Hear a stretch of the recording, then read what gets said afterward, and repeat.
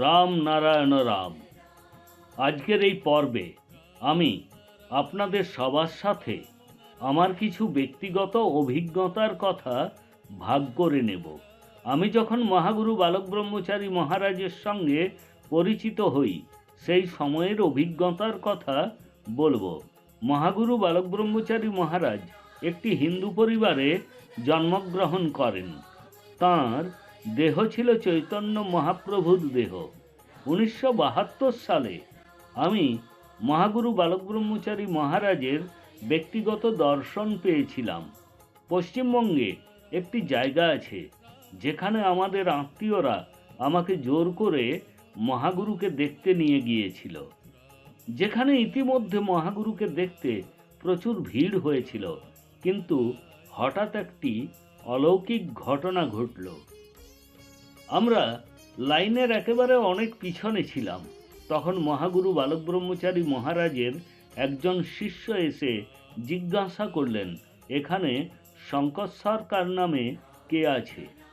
এ কথা শুনে প্রথমে আমরা চুপ করে রইলাম, কারণ আমরা ভেবেছিলাম তিনি হয়তো অন্য কোনো শঙ্কর সরকারের কথা বলছেন।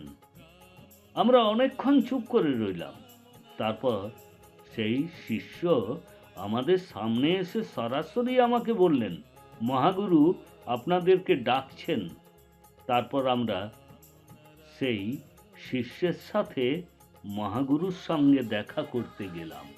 তারপর মহাগুরু আমাদেরকে নিজের কাছে ডেকে তারই ডান পাশে মাটিতে বসতে বললেন। তখন আমার বয়স মাত্র 22 বছর, তাই আমার সেরকম ধৈর্য ছিল না। তখনও আমার শিশুসুলভ আচরণ ছিল। গুরুজি আমাদেরকে 2 ঘন্টা বসিয়ে রেখে অন্য অনেক ভক্তদেরকে দীক্ষা দিতে থাকলেন। সে সময় আমরা বহুবার সেখান থেকে উঠে চলে যাওয়ার চেষ্টা করেছি, কিন্তু মহাগুরুর একজন পরম শিষ্য তিনি আমাদেরকে মহাগুরুর নির্দেশ মতো বসিয়ে রাখলেন। দীক্ষার কাজ শেষ করে কিছুক্ষণ পর তিনি আমাদেরকে তার কাছে ডাকলেন আর আমাকে জড়িয়ে ধরলেন। যে স্নেহ ও ভালোবাসা দিয়ে তিনি আমাকে জড়িয়ে ধরেছিলেন এবং তাতে আমি যে আনন্দ অনুভব করি তা আমি আমার বাবাকে জড়িয়ে ধরেও কখনো অনুভব করিনি।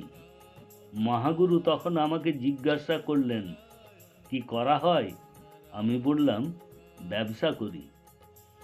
তখন আমাদের মনে হয়েছিল যে অন্য সমস্ত গুরুরা যেমন অর্থ চায়, সম্ভবত তিনিও আমাদের কাছে অর্থ চাইবেন। তারপর আমি মানিব্যাগটি বের করি, যার মধ্যে বেশ কিছু টাকা ছিল। আমি মহাগুরুর সামনে রাখলাম। তারপর তিনি বললেন, এই টাকা আমার লাগবে না, এ টাকা একদিন তোমার লাগবে। তখন মহাগুরু বললেন, যে পরিমাণ অর্থ উপার্জন করবে তা নিজের কাছেই রেখো এবং তার সামান্য কিছু ব্যয় করে বাকি উপার্জন আলাদাভাবে নিজের কাছে রাখবে। তখন পর্যন্ত আমরা মহাগুরুর আদর্শ সম্পর্কে কিছুই জানতাম না। তখন যে টাকা তিনি আমাদের সঞ্চয় করতে বলেছিলেন তা আজ তার প্রচার ও কর্মসূচিতে ব্যবহার করা হচ্ছে। সত্যি আমাদের মহাগুরু মহান, যিনি সময় থাকতে থাকতে আমাকে সমাজ ও জীবনের প্রতি আমার চোখ খুলে দিয়েছিলেন। তারপর আমরা তার কাছ থেকে বীজ মন্ত্র রাম নারায়ণ রাম পেয়েছি। তারপর আমাদের জীবনে এমন ইতিবাচক পরিবর্তন এসেছে যা কেউ কল্পনা করতে পারবেন না। রাম নারায়ণ রাম স্বয়ং সম্পূর্ণ। রাম হলো আকাশ, অসীম, সমগ্র মহাবিশ্ব এবং পরম স্রষ্টা। নারায়ণ এই মহাবিশ্বের সমস্ত নক্ষত্র ও গ্রহ। আর দ্বিতীয় রাম আমরা সবাই, অর্থাৎ সমস্ত প্রাণী, জীবজন্তু, গাছপালা, ধূলিকণা সহ সমস্ত কিছু। রামনারায়ণ রাম নামের থেকে অসংখ্য জীবের সৃষ্টি হয়েছে। আকাশে অগণিত গ্রহ, নক্ষত্র এবং নক্ষত্রমণ্ডল রয়েছে, যা প্রাণ, চেতনা, কার্যকলাপ এবং সৃষ্টিতে পরিপূর্ণ। তারা তৃষ্ণা, ক্ষুধা, দুঃখ, ব্যথা এবং সমস্যা অনুভব করে।